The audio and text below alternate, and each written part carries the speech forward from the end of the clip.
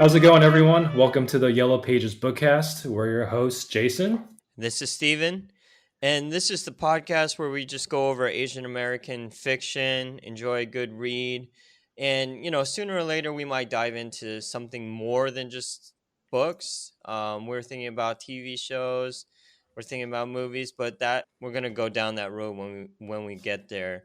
But we're just going to be doing a short review, character breakdowns, possible casting choices, and overall themes that we enjoyed about our read. And this week, we are going to be talking about Monstress Volume 2.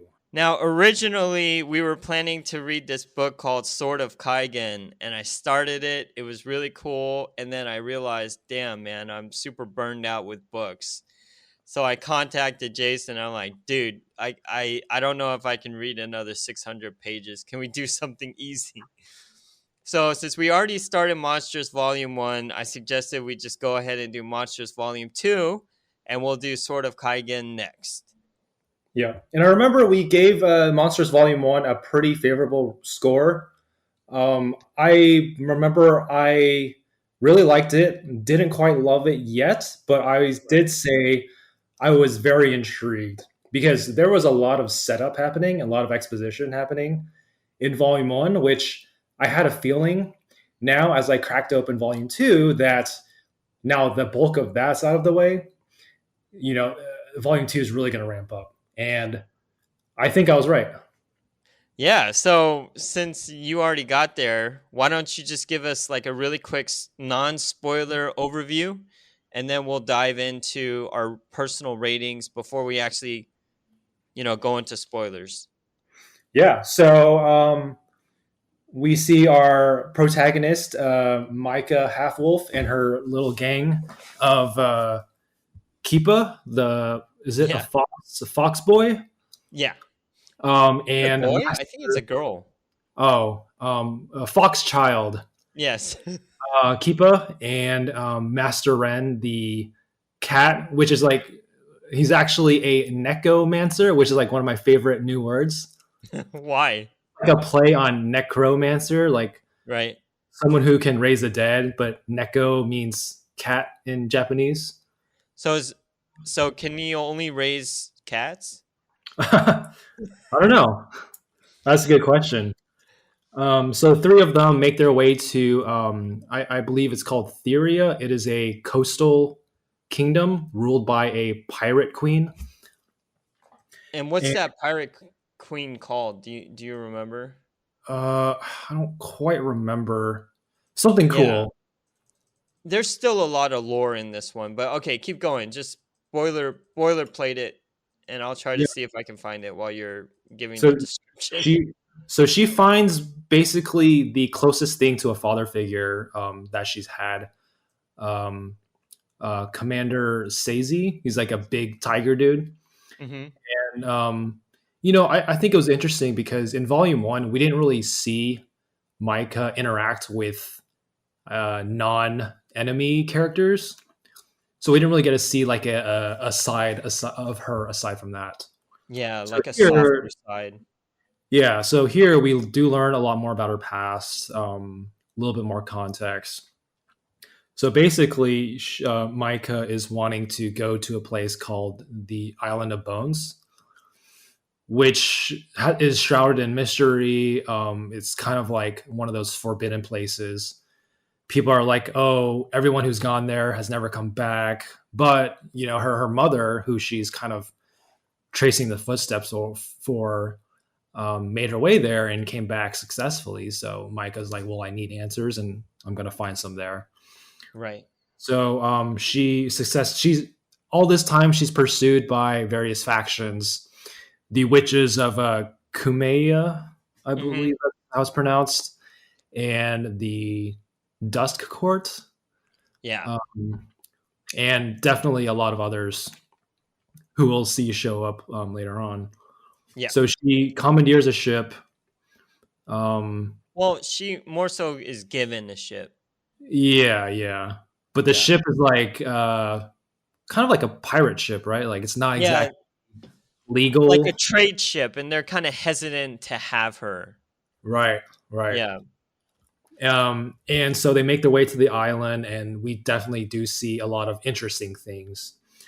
Um, we don't want to give anything away, but the island is way more than it appears to be. Yep.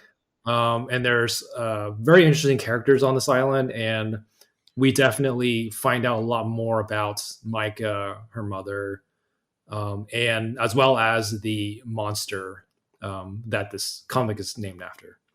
Yeah. Yeah. Yeah. That's true. And so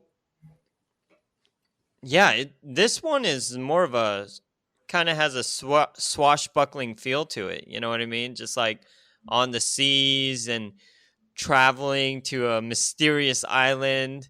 So yeah, it has that vibe of like a pirate story. I really dug it. So let's get into the personal ratings. For me personally, I definitely like this one a lot more than the first one, and I think it's pretty much because the momentum is moving forward a lot quicker. They've locked down on their main characters, so this one for me is like a 4.5 out of 5, and the pacing is so much better. I still, we talked about this a long time ago, because me and you, we used to write a lot, or I tried to write, and one of the things that really bummed me out is just like the language. You know what I mean? And the language still comes out like really grating to me, like especially when she says "fuck," because Yeah, it's like, dude, you're in a completely new world. Let's create a new vernacular. Let's create a new kind of like fuck. Instead of fuck, let's use duck. How about that? Or puck. yeah, You no, know? yeah, I totally get it. One thing I did notice early on in volume two was she does say nada, in in the very modern context, you know, Oh. like like nothing in Spanish, which is Oh. like super modern American thing to say. Yeah. So yeah, like for me, I would give it like a 4.25. Like I really liked it. I feel Yeah. like the plot is moving forward, the momentum is there. The setup from volume one is paying off, and we're definitely seeing a lot of answers that volume one wanted us to have, as well as even more questions. Like there's just so much going on. The lore keeps escalating, which is awesome. Yeah. Uh, but yeah, I do agree with you. The writing, um, generally, it's good, but for Micah, I feel like they're trying too hard to make her like kind of edgy.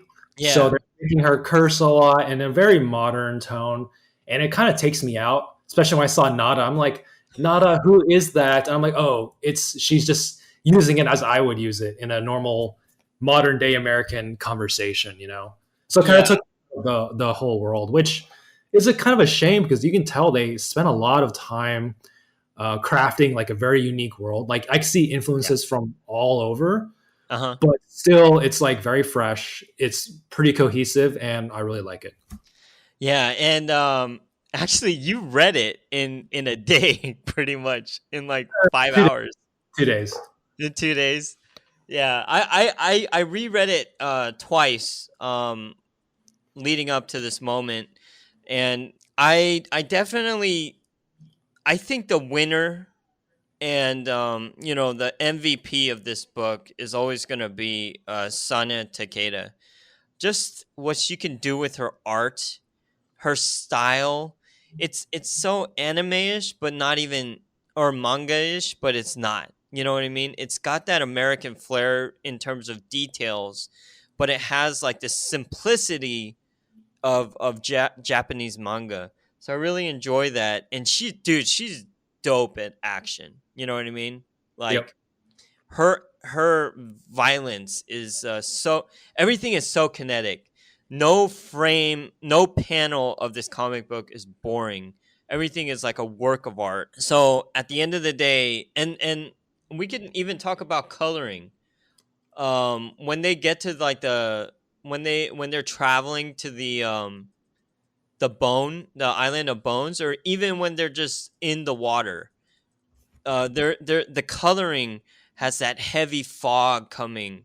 You know what I mean? And it's just like super impressive. I gotta look up the colorist for this book. Um, Hold on, give me 1 second. Oh my gosh, why isn't it there when you need it? I believe the colorist. You know what? I think Sana Takeda is the colorist. Whoa, really? Yeah, because normally like they'll break up like inker, colorist, and they'll break those up. But all I see is the letterer and the editor and the artist, which is Sana Takeda. So she might possibly have done all of the art, which is boom, mind blowing because it's Yeah, amazing. yeah, it is amazing. Like, yeah, even the static images where there's not a lot of motion, like I'm like, wow, I would love to get a big print of this, and I would definitely frame it and hang it somewhere. Like that's just how good the art is. And Yeah, and she can make a one armed woman look sexy. well, Sorry, I just had to say it. But like, for me, okay, I mean, it we've was. kind of, huh? I was gonna say for me, it's more of the horror elements that we do see. We did see some in Volume One, but here, uh, I think they lean into a lot more, which I really love. Like the what are they called? The No, no, no, no, no. We got to get into spoilers first. okay, okay, yeah. Let's get into spoilers then. Okay, so before we get into that, you would definitely so far recommend this series, right? Yeah, yeah. It's very unique. You know, you might know better than me, but I can't really think of anything else quite like this. I I definitely think it's an amalgamation of a bunch of comic books, a bunch of lore. Like for example, like the demon that's possessing her, it reminds me of Princess Mononoke. How that prince is Yeah, a like little bit. the races and the kingdoms kind of remind me of like Final Fantasy. Then you have like horror elements, Yeah, especially with like the monster, and especially with this volume. yeah, Then you have, of course, like your anime influences. Then you have your American comic influences. 100%. Yeah, It comes together, and with that art, and the story, it's just yeah, it's great. yeah. I definitely agree. So, dude, let's just get into spoilers. Let's talk about what we enjoyed, what we didn't like, favorite favorite characters. If you don't mind, I'll go ahead and start real quick. Yeah. Okay, so this one, what I really love about it is I mentioned this before. It's just the adventure. Like, there's a sense of adventure in this one that was missing in the first one. The first one was kind of like a mystery. This one still has the mystery, but there's a lot more momentum in terms of the hero's journey. You know what I mean? Yep. So basically, Micah goes on a pirate ship. She's on her way to this island of bones. And what I really like is that Kippa and Ren, her two compatriots, they're actually building in character. They're not just like randomly like they're not useless. You know what I mean? They're fun. Breaking down kind of the tension that's building. What'd you think of Kippa with his meat tenderizer at the end? Oh, dude, I totally forgot that she had a that. Remember, the fox was like fighting Micah, and then Kippa just comes out of nowhere with this gigantic Oh, yeah, hammer. yeah, yeah. That's Because the clearly big like, baddie is, huh? yeah, the hammer's like clearly a meat tenderizer, Oh. and just like slams him. I'm like, oh damn, I totally forgot that. So thanks for bringing it up. yeah. I, dude, I thought it was really cool because they provide stakes as well, like in terms of the monster. Because at first you think this monster is a god, right, and that he can't be defeated or whatever. Mhm. But he's attacked by this like freaking fox demon or whatever the guy is on the island of bones. Yep. And I think it's because this fox is doing drugs and has killed a lot of other gods and was able to like absorb them.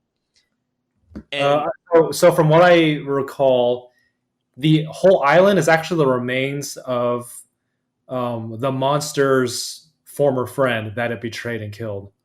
So I right, think his name is what Ziz starts with a Z. damn, I don't remember, but like there are flashbacks to the friend. Yeah, so the monster has a name, but we learn a lot more about these beings. So they're apparently sent from another plane of existence, Yeah. and so we learn that there was some dissent among these monsters. Like, should we stay, even though we know we'd like kill everything here, or should we just leave and find a new place to live? Okay, so Zin is our monster. Yeah, the Hajin is that monster. yeah. So the Isle of Bones is the dead body of Hajin. I feel like I feel like the fox did something that corrupts his body so that whenever Zin attacks him, it actually hurts him. Well, I thought it was um because Zin said he like our kind can hurt others of our kind, right? Right, right, right, right. Fox is basically on the island just consuming things that grow from the island. So it's basically he's like absorbed Hajin's like essence or something. So that's why he can hurt Zin. Yeah, that makes more sense. And dude, the last book of this volume is just or the last two books of this volume, it's just action packed. It's Yeah. like Zin versus the fox, and I don't know, it's just full of energy. And then yeah, oh yeah, okay, I found the meat tenderizer. Yeah, isn't that pretty awesome? It's Yeah. bigger than Kippa. Yeah, so she's like super cute, but like she's about to tenderize the fox. But yeah, I mentioned it before. I think the journey to the island of bones is so well drawn. Hey, what's the ferryman called? Because he's like can okay, explain to me the ferryman, the guy who takes you to the island of bones. Does he have a name? I don't. Actually, I don't think he does, but Yeah, like I thought it was explain to more. me. I thought it was more mysterious. So basically, you have to get to the island. So basically, the island bones is surrounded by like a wall of ghosts Mhm. made up of everyone who's tried to get there but failed. Yeah. So to get through and to actually find the island, you have to like strike a deal with this ferryman who is kind of shrouded in mystery. He's made out of bones Yeah. of Hajin, right? Like from Yeah, the island. it So looks like it. yeah, so basically you have to bargain with a piece of the island or the ferryman, which Micah had one, I guess passed down by her mother or something. Yeah. So she uses that, but then she knows she needs another one to get back because she's pretty sharp. So Yeah. she like basically like grabs it off of him. Yeah. Uh, but yeah, like I remember, was it Master Ren saying like, "Oh, I don't know what kind of power that like makes up the ferryman." Like it's pretty mysterious. Yeah. I don't know if they actually explain it. I definitely don't think they gave him a name. I thought they might have, but I'm really bad with names now. So, okay, I kind of explained what I enjoyed especially near the end. What about you? What were your favorite parts? Yeah, so here definitely similar to you, I do like the sense of adventure, but also the sense of mystery combined with dread and wonder. Mhm. Because the Island of Bones, sure, it's whatever the name, but Yeah. then you actually learn what it is. It's like, holy shit, this is the body of a dead god. Like, how metal is that? Yeah. Yeah. Pretty hardcore. And then you And see like the whole backstory yeah. and yeah, like the whole city and the fox imprisoned in chains. Like, it's just pretty damn cool. Yeah, I think they draw it in a way that it definitely looks like his ribs are popping out, like his bones are popping out of the island. So yeah, it's really cool when they get closer and closer. Um, if you look at page 89 of 152, yeah. Hmm. Keep going. What else did you enjoy? Yeah, and then so in volume two, I felt like the exposition was not quite as jarring. Yeah. Maybe it could be a result of just me more experienced in this world, but I Hmm. felt like like the parts where they were meant for exposition were a lot smoother. just maybe it was just the subject matter too. Like it was just more interesting to me because volume one, a big part of that was like escaping. So you Yeah, don't really, there's not really like a goal. It's just like we have to do this. Like there's like a lot of urgency that doesn't leave you a lot of breathing room. Here, like as you said, there is a goal, there is a journey. There's like a sense of adventure now. It's not just a fight for survival, even though there is that here. It's right.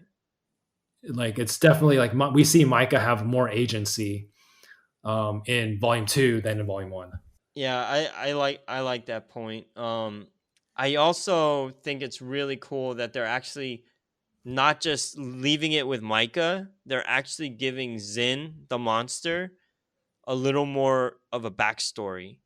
And you're starting to see where he came from, what kind of monster he really is, and how epic these creatures look. They're like massive.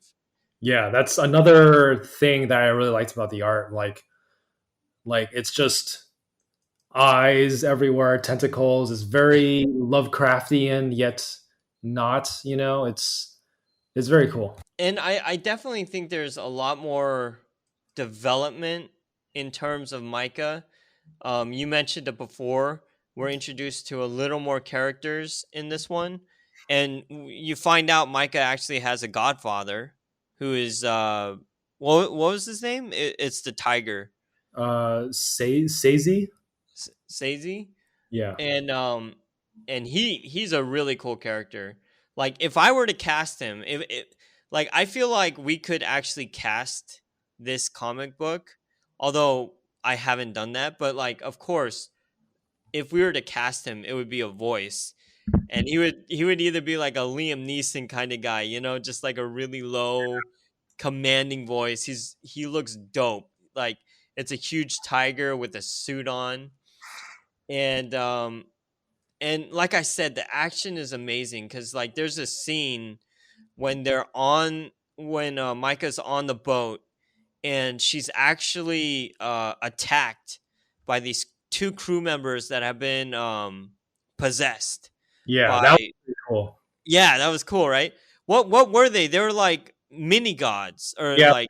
Rift Spawn or something like Rift Hounds, Rift Spawn. Yeah, They yeah, actually yeah, yeah, a lot. I think Zin was saying like, oh, they're kind of like imagine a human and a cockroach, like that's what they are to us. You know, yeah. like, Oh, huh, it's interesting. you mean between the god versus the monster or Well, like this? a human is to a cockroach as Zin is to that Rift Spawn. I gotcha. Yeah. Yeah. And then you're also introduced to like Micah's aunt and grandmother. I think it's her grandmother, but her grandma looks like a wolf with like four tails. Yeah, that panel, I was kind of laughing because I'm like, whoa, what the hell? Like this is Okay. uh it's like fully anthropomorphic and Yeah. yeah, I think certain people will really like that. um, for you guys, it's on page 60 of 152. I think I read the Kindle version. I think Jason, you read a digital version as well. Yep. And we're introduced to Micah's aunt, like I mentioned before. She's not the wolf one. Um, she's a half wolf, but she looks more human. And and I think so. Is she part of the Dust Court? No, I think she's at the Dawn Court. Remember Oh, okay. I think they're in opposition with the Dust Court. But Seizi was saying like, "Oh, your mother had a grudge against them, but maybe you shouldn't because you need allies." Yeah, Yeah. So I didn't really understand like that intro scene where we see the Sword of the East, like her aunt yeah, was kind of watching some sort of ritual where they're questioning some dead things. yeah. Were It's dead things from Volume One, like at the very beginning? right. I think it has the White Monkey King, right? Hmm. And they're all sitting there. There's like a bunch of bodies stacked up on top of each other. Well, number one, she does not know that Micah is alive. She does not know that she has a little niece. Yeah. So this is kind of the Dawn Court like introducing this to her, and she's frustrated because she's like, why, out of all these spies, out of all these people I've ever been with, how did no one tell me about this, you know? Yeah. And so you're kind of starting to see like another world, like a political world outside of just the Kumeya. And you can tell that she's super powerful. Yeah. It's hard to say how big these courts are. Yeah, all in all, it's still very dark. Like, they're diving it with deep and dark themes of identity. Hmm. What other themes were there on this one?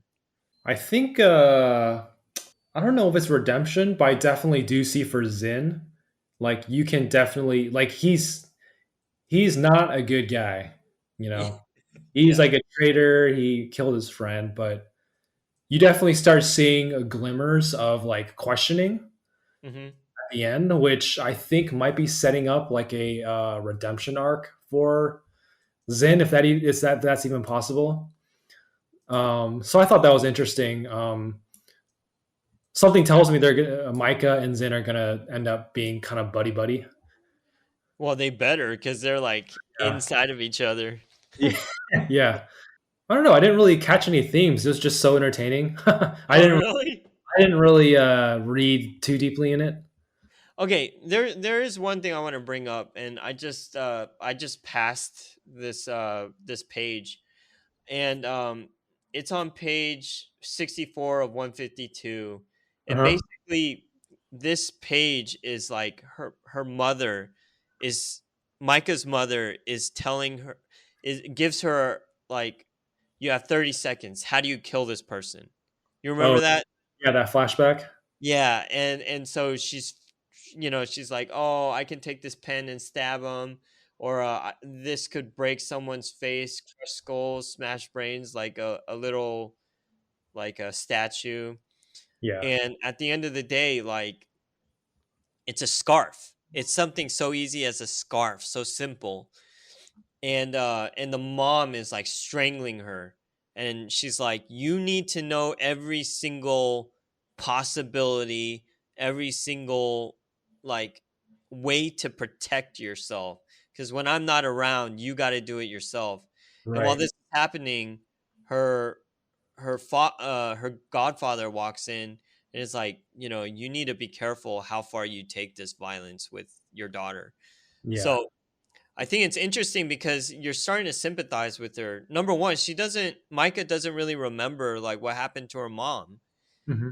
And and she and now we're starting to see like her family come into play a lot more, but in a more sympathetic light, especially with the Godfather. Yeah.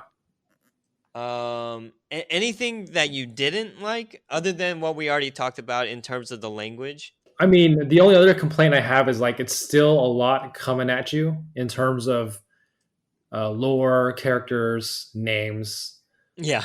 Um, but it's definitely like the uniqueness is makes it go down a lot easier. But it's still Yeah. a lot. Like normally I do a pretty good job of remembering names, but this one, it definitely because there's that art, and you're just like so focused on the art, Yeah. and you're like, oh, because when you're reading text only, you have to remember their name because you have no other reference point. Yeah. Here, you just like look. I'm like, oh, I know that character. Like Yeah. you're not like, oh, what's the name? Like I'm like, oh, it's the lion guy, or it's Micah, or it's the cat. Yeah, makes sense. I completely agree. Dude, I'm looking through the panels again, and there's freaking mermaids. Right, the sirens. That Yeah. was pretty creepy. What are the monsters that are killing the sirens? Those are the ghouls. Is that so? It's sirens versus ghouls. Yeah, yeah. The sirens don't make it. Let's just say that. But yeah, overall, man, I'm actually excited to get to to get to volume 3. So just to let the audience know, what's going to happen next is that me and Jason, we're going to read Sword of Kaigen, and Jason will explain a little next episode why we're doing that. And after that, we're going to do Monstress Volume 3, and then we're going to jump into our finale. And that's going to be a huge, huge book. Yeah, you guys get ready for a long episode on that one for sure. I mean, they probably already know what that long, long book is going to be. Yeah, you better know because we've been leading up to this for a long time, Yeah. and man, these books have been uh, hard, have been difficult. Not in a bad way though. I have enjoyed them, but yeah, it's pretty difficult. Oh, I completely missed something. What? We're actually gonna do okay. So we're gonna do Sword of Kaigen, then Monsters Volume 3, and then we're gonna jump into Babel by R.F. Kuang first. Oh, yeah, yeah. And then we're gonna do Monsters Volume 4, and then we're gonna do our large epic end end of the season. So all right, hope you guys will join us for this adventure. Yeah, they will. Or else. But yeah, thanks guys for listening, and we'll talk to you soon with Sword of Kaigen. That's our next book. It's by M.L. Wang. Yes, correct. All right, so we'll talk to you next time. Bye. Take care.